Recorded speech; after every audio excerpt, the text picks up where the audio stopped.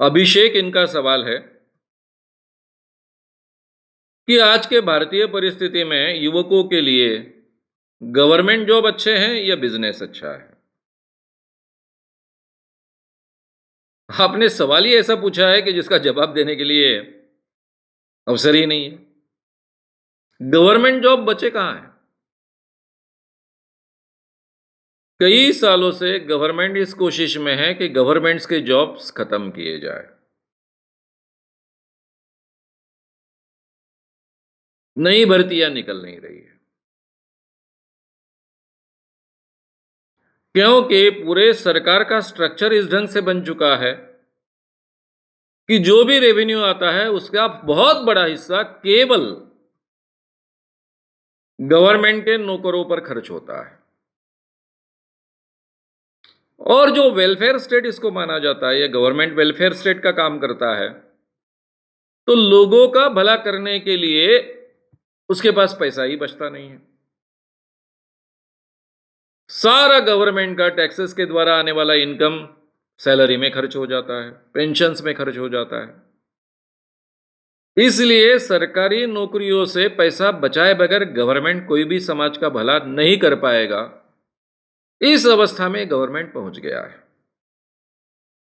अब इस गवर्नमेंट में कोई भी जाए, आप जाए, मैं जाऊं, कोई भी जाओ, तो भी गवर्नमेंट में जॉब्स निर्माण करने की पॉसिबिलिटी नहीं है। लेकिन शासन तो सुचारू रूप से चलना आवश्यक है। लोकतंत्र में तो ज्यादा ही आवश्यक है। इसलिए जो बहुत ही आवश्यक नौकरियां है वो बची रहेगी अफसरों की।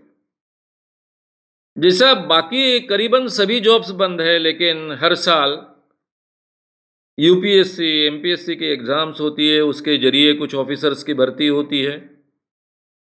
ये जो गवर्नमेंट में की पोस्ट के अधिकारी होते हैं उनकी तो आवश्यकता रहने वाली है। बाकी मैन पावर को रिप्लेस किया जाए, कंप्यूटर के द्वारा रिप्लेस किया जाए, आधुनिक टेक्नोलॉजी के साथ में रिप्लेस किया जाए। जहां यह संभव नहीं है वहां प्राइवेट कॉन्ट्रैक्ट्स के जरिए इसको रिप्लेस किया जाए। प्राइवेट कॉन्ट्रैक्ट्स देने में फायदे भी बहुत ज्यादा है। जो शासक वर्ग होता है, क्लास होता है, उसको कमीशन भी मिलता है, बगैर झंझट कमीशन मिलता है, इसलिए अच्छा पैसा इकट्ठा भी होता है और गवर्नमेंट का खर्चा भी बचता है। यानी दोनों तरफ से फायदा है, गवर्नमेंट का भी फायदा है और जो क्लास है, गवर्निंग क्लास, उसमें आ गए पॉलिटिकल लीडर्स जो चुन के आते हैं और साथ में गवर्नमेंट के बड़े ऑफिसर्स, दोनों की चांदी है। तो इस ढंग से आज हमारा शासन चल रहा है, केंद्र में भी और राज्य में भी, और वो उसी दिशा में चलने वाला है। इसलिए आज के जमाने में गवर्नमेंट जॉब्स के लिए तो कोई ज्यादा अवसर नहीं है। जो भी अवसर है वो अफसर लेवल का अवसर है। आप यूपीएससी के माध्यम से जाओ, आईएएस ऑफिसर बनो, आईपीएस ऑफिसर बनो, एमपीएससी के माध्यम से जाओ, आगे चलकर आईएएस आईपीएस बनो, उसके द्वारा आप गवर्नमेंट जॉब पा सकते हो। लेकिन मैं इतना ही कहूंगा कि उसमें आपको ईमानदारी से, इतनी ज्यादा कमाई नहीं है कि उसके लिए आपने जाना चाहिए। जिसे ऐसा लगता है कि मैं इस जॉब में जाकर लोगों का कुछ भला करूं, मेरे देश के प्रति कुछ अपना कर्तव्य निभाऊं, जहां तक हो सके लोगों तक मैं फायदा पहुंचाऊं गवर्नमेंट के जरिए, केवल वो सोच रखने वाले लोग वहां जाए। अक्सर मैं कई लोगों से बात करते रहता हूं, मेरे काफी स्टूडेंट्स आईपीएस आईएएस अधिकारी बने हैं, एमपीएससी पास कर चुके हैं, आज बड़े बड़े ओहदों पर हैं। मेरे विद्यार्थियों ने मेरे वर्कशॉप जो चलते रहे पर्सनैलिटी डेवलपमेंट के, उनके जरिए बने विद्यार्थी, तो मैं उनसे बात करता हूं, उनको समझने की कोशिश करता हूं। वो अपने अनुभव मेरे साथ शेयर करते हैं। सर क्या समझकर हम यहाँ आए थे? कुछ समाज के लिए करना चाहते थे, कुछ लोगों के लिए करना चाहते थे, लेकिन ये पूरे स्ट्रक्चर में व्यवस्था ऐसी है कि केवल पुर्जा बनकर रह जाते हैं। वही भ्रष्टाचार का हिस्सा बनो, नहीं तो बाहर फेंके जाओ। या तो अपने आप को एडजस्ट कर लेना पड़ता है, या तो फिर बड़ा मुश्किल होता है। और धीरे-धीरे हम इतना एडजस्ट हो जाते हैं कि कल चलकर हमको पता ही नहीं चलता कि हमारा कितना पतन हुआ है। तो पैसा भी फिर मीठा लगने लगता है कि कोई मेहनत नहीं कर रहे हैं, कोई कोशिश नहीं कर रहे हैं, खुद होकर कोई करप्शन करने की कोशिश नहीं कर रहे हैं। लेकिन पूरी यंत्रणा में करप्शन चलता ही है और उसका हिस्सा पहुँचता ही है। तो हमारा कितना पतन हुआ ये भी हमारे ध्यान में नहीं आता, ऐसी अवस्था आ जाती है। और कुछ ऐसे भी मेरे मित्र हैं कि जो लड़ते आए, चाहे जो कीमत देने की ज़रूरत हो, लेकिन मैं नहीं करूँगा। ठीक है, सबका करप्शन मैं मेरे डिपार्टमेंट में नहीं रोक सकता, लेकिन मैं तो नहीं करूँगा। उसके जो भी परिणाम होंगे मैं भुगतूँगा। ऐसे भी कुछ चंद लोग हैं और ये चंद लोग हैं, यही हमारे देश की शान भी है। तो गवर्नमेंट जॉब में आप अगर पैसे प्राप्त करना चाहते हो इसलिए जाते हो तो वो कोई बहुत समाधान देने वाला जॉब नहीं है। उल्टा मैं कहूँगा कि ऐसे व्यक्तियों ने वहाँ नहीं जाना चाहिए। अरे भाई पैसे आपको अलग-अलग मार्ग से प्राप्त करने के और भी कई मार्ग हैं। यहाँ जो करप्शन करते हो उसमें कभी समाधान नहीं मिलता है। हम लोगों का पैसा ऐंठ रहे हैं, देश का नुकसान कर रहे हैं, इसका एहसास होता ही है। इंसान आखिर में इंसान होता है। कितना भी अपने मन को मार डाले, कितना भी अपने विवेक को मारने की कोशिश करे, फिर भी उसका मन, उसके मन की अच्छाई कहीं न कहीं जोर मारती है, उसको कहती है, उसको धिक्कारती है। और ऐसे लोगों को मैंने कभी सुखी नहीं देखा है। शांत है, सुखी है, आनंद से जी रहे हैं, ऐसा कभी देखा नहीं है। बहुत पैसा है, सब कुछ है, लेकिन उससे भी ज़्यादा दिक्कतें हैं। ऐसा ही मैंने इन लोगों को देखा है। तो क्यों करप्शन के जंजर में आप जा रहे हो? आपको पता है कि वहाँ बड़े पैमाने पर करप्शन होता है।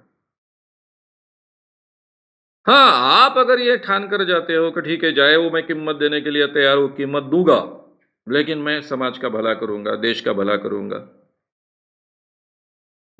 लड़ूँगा, तो फिर अवश्य जाइए ऐसा मैं कहूँगा। ऐसे लोगों ने जाना चाहिए, तो शायद इस देश की परिस्थिति सुधरेगी।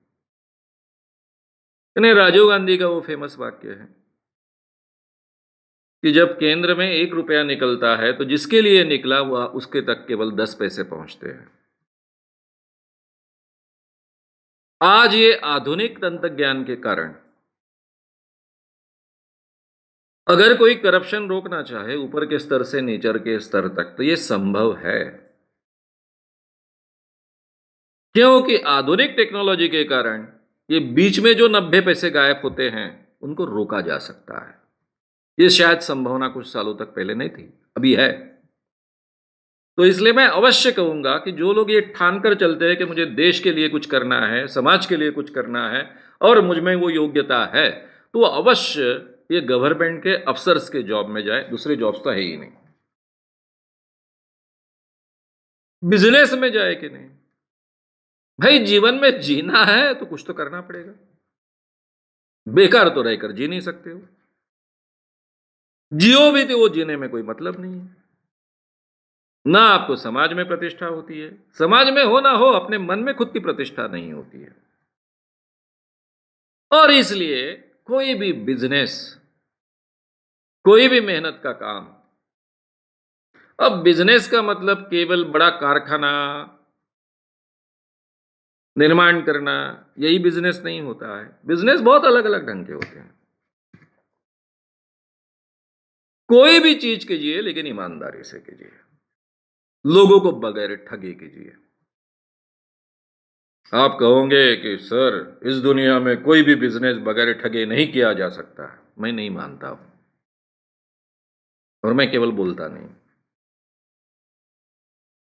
मैंने रास्ते पर चीजें बेची है, लेकिन किसी को एक पैसा दिया नहीं। तब तो मुझे इतनी ज्यादा समझ भी नहीं थी।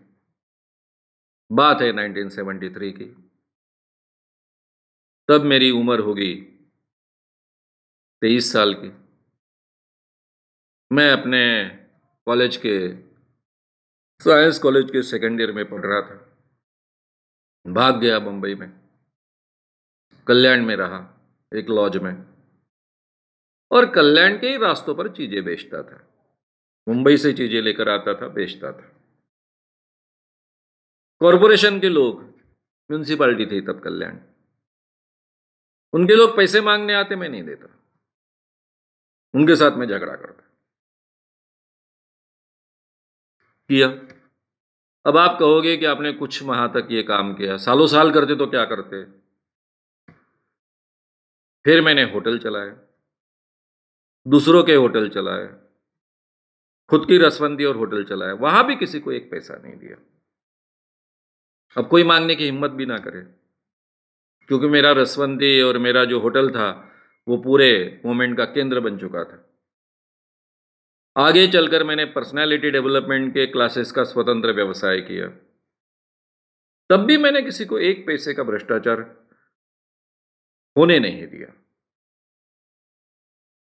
ना किसी को खंडनी दी। अब मुझे मेरे कई मित्र कहते हैं कि भाई आप श्याम मानो हो इसलिए आपको संभव है। राम शेवाड़कर जी, उनका बेटा आशुतोष शेवाड़कर बहुत बड़ा बिल्डर है। वो मुझे हमेशा कहता है, तू क्या है, तू श्याम मानव है इसलिए तेरा चल जाता है। बाकी कोई भी बिजनेसमैन को इस देश में भ्रष्टाचार करना ही होता है। इस बात को लेकर मेरे साथ झगड़ता भी है। तो मेरा दोस्त है, भाई है।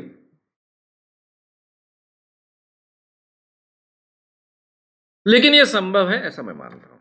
उसकी कीमत देने के लिए आपको तैयार रहना चाहिए। तो कोई भी बिजनेस किया जा सकता है जिसमें आपको सम्मान है, ऐसा लगता है अपने आप का। अगर आपको लगता है कि मैं मजबूरी में कोई बिजनेस कर रहा हूं, ये बहुत ही स्तरहीन बिजनेस है, ये मेरे लायक नहीं है, ये अगर आपकी मान्यता है तो आप ना उस बिजनेस को न्याय दे पाओगे, और जिसके लिए आप कर रहे हो खुद के जीने के लिए, वो भी ठीक ढंग से जी नहीं पाओगे, तो उसमें कोई मतलब नहीं है। सबसे पहले मुझे इस जीवन में अगर जीना है, फैमिली बनाकर जीना है, चाहे अकेले जीना है, कैसे भी जीना है, तो पेट तो भरना पड़ेगा, और पेट भरने के लिए मेहनत तो करनी पड़ेगी। अब मेहनत करने के दो तरीके हैं, मजदूरी करो, किसी के पास नौकरी करो, या फिर खुद का छोटा मोटा बिजनेस तैयार करो। तो आपको तो चुनना पड़ेगा। अगर आपकी धारणा है कि ये बिजनेस करना, छोटा बिजनेस करना यानी छोटा काम है, तो आप कभी न्याय नहीं दे पाओगे, अपने आप को न्याय नहीं दे पाओगे। तो आपको धारणा बदलनी पड़ेगी। मुझे लगता है मेरे जीवन में बहुत ज्यादा कॉन्फिडेंस जो आया कि मैं कभी भी अपना काम छोड़ सकता हूं, कभी भी अपनी नौकरी छोड़ सकता हूं। अच्छी बहुत पगार वाली, बहुत कम काम करने वाली प्रोफेसरशिप मैंने छोड़ दी तपाक से, ग्लैमर की पत्रकारिता की नौकरी छोड़ दी। ये मेरे लिए इसलिए संभव हुआ कि मुझे कॉन्फिडेंस आ चुका था कि जब चाहे तब मैं अपना पेट पाल सकता हूं। उतनी क्षमता मुझ में है। चाहे रास्ते पर मैं चीजें बेचूं, कुछ भी करूं, लेकिन मैं अपना पेट पाल सकता हूं। ये मेरे जीवन में बहुत अच्छा कॉन्फिडेंस मुझे दे पाया, और मुझे लगता है ये कॉन्फिडेंस हर व्यक्ति में होना चाहिए। हर व्यक्ति में एक क्षमता होती है, चाहे वो लड़का हो चाहे लड़की हो। इसलिए हमको हमारे रुचि के अनुसार और समाज में जिसकी आवश्यकता है, ये दोनों का संतुलन हमें करना पड़ेगा। उसके अनुसार अपने बिजनेस ढूंढने पड़ेंगे, खोजने पड़ेंगे, प्रयास करने पड़ेंगे। उसमें जो भी चढ़ाव आते हैं, उतार आते हैं, नुकसान होते हैं, फायदा भी होता है, वो सबको हमको सहना पड़ेगा, गलतियों से सीखना पड़ेगा, आगे बढ़ना पड़ेगा। उसके बिना कोई भी चारा नहीं है। कोई भी बिज़नेस छोटा नहीं होता है, मोटा नहीं होता है। यानी जब हमारे प्रधानमंत्री मोदी जी पकौड़े के स्टॉल लगाओ ऐसा कहते हैं, तो मैं उस पर टीका नहीं करता। अब सब लोग अगर पकोड़े के स्टॉल लगाएंगे और सब लोग चाय बेचना शुरू करेंगे तो वो बिजनेस नहीं चलने वाला। ये उसकी मर्यादा है। लेकिन उसको इस सेंस में मैं लेता हूं कि जो भी उपलब्ध काम मुझे मिले, मेरे रुचि के अनुसार हो और लोगों की आवश्यकता के लिए भी उसकी जरूरत है। क्योंकि बिजनेस है तो लोगों की आवश्यकता होनी चाहिए, उनको जरूरत होनी चाहिए, तो बिजनेस चलेगा, नहीं तो नहीं चलेगा। तो ये दोनों का कॉम्बिनेशन कर कर मेरी जो भी प्रतिभा है उसका मैंने उपयोग करना चाहिए। कोई भी बिजनेस छोटा नहीं होता है, मोटा नहीं होता है। मुझे मेरा आत्मसम्मान रखकर, मेरा आत्मसम्मान कायम रखकर जो भी काम मैं कर पाता हूं इस दुनिया में, वो काम बड़ा है, महत्व का है और देश के लिए भी उपयुक्त है। तो इसलिए हर एक को ऐसा निर्णय लेना पड़ेगा। ये जो मैंने इतना एजुकेशन प्राप्त किया इसलिए मैंने नौकरी करनी चाहिए, ये जो हमारी धारणा है, ये धारणा गलत है। हमारे गलत एजुकेशन सिस्टम ने हमारे मन में यह धारणा डाली है और ये धारणा देश हित के लिए उपयुक्त नहीं है। अंग्रेजों ने उनका शासन चलाने के लिए ये एजुकेशनल सिस्टम शुरू की थी। उसी ढंग की एजुकेशनल सिस्टम आज भी हम लेकर चल रहे हैं और इसलिए बेकारों की इतनी बड़ी फौज हमें दिखती है। अब ये केवल एजुकेशनल यानी जिन्होंने एजुकेशन प्राप्त किया है वही बेकार है ऐसा नहीं है। हमारी अर्थव्यवस्था ऐसी अवस्था में है आज कि जो एजुकेटेड नहीं है, काम करना चाहते हैं, उनको भी हाथ को काम उपलब्ध नहीं है। ये तो अर्थव्यवस्था की सबसे बड़ी खामी है, जिसके परिणाम पूरे भारतीयों को भुगतने पड़ रहे हैं। और यहां मोदी जी को दोष दिया जा सकता है कि उन्होंने इस बात को बढ़ाया है, यानी अर्थव्यवस्था की इस बुराई को बढ़ाने का काम बड़े पैमाने पर इस सरकार ने किया है, ये हम कह सकते हैं। उनके पकोड़े के स्टॉल लगाओ और चाय के स्टॉल लगाओ, इसके ऊपर मैं टिका नहीं करूंगा, उल्टा मैं उसकी तारीफ करूंगा कि जो भी काम मिले, जो भी उपलब्ध हो, अच्छे ढंग से हमने करना सीखना चाहिए। इस ढंग से, इस अर्थ से मैं उसको लूंगा। तो इसलिए आप चाहे जो भी संभव है आत्मसम्मान के साथ में जीने के लिए आवश्यक है वो काम हमने करना चाहिए। ये हमारा अधिकार भी है और हमारा कर्तव्य भी है।